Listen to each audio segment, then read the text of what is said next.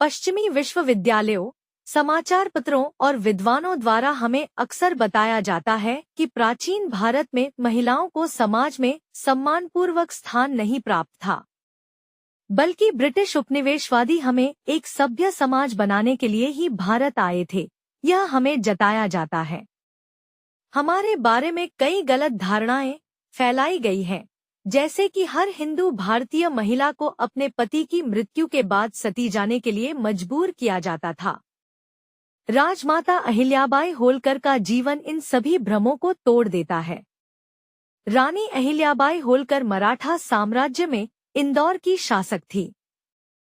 रानी अहिल्याबाई का जन्म महाराष्ट्र के चोंडी में हुआ था। अहिल्याबाई होलकर का विवाह खंडेराव होलकर से हुआ था और उनके 2 बच्चे थे, एक बेटा मालेराव और एक बेटी मुक्ताबाई।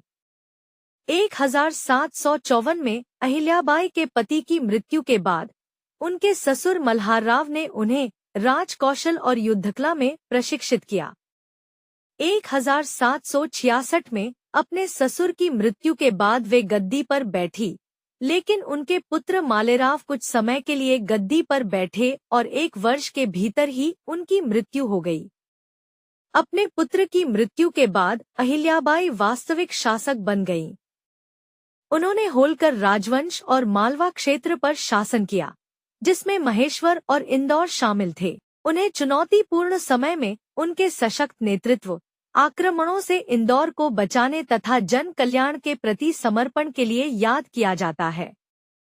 उन्होंने कई मंदिर बनवाए, इस्लामी आक्रमणकारियों द्वारा नष्ट किए गए हिंदू मंदिरों का पुनर्निर्माण कराया तथा तीर्थयात्रियों और गरीबों के लिए पूरे भारत में घाटों और धर्मशालाओं का निर्माण कराया।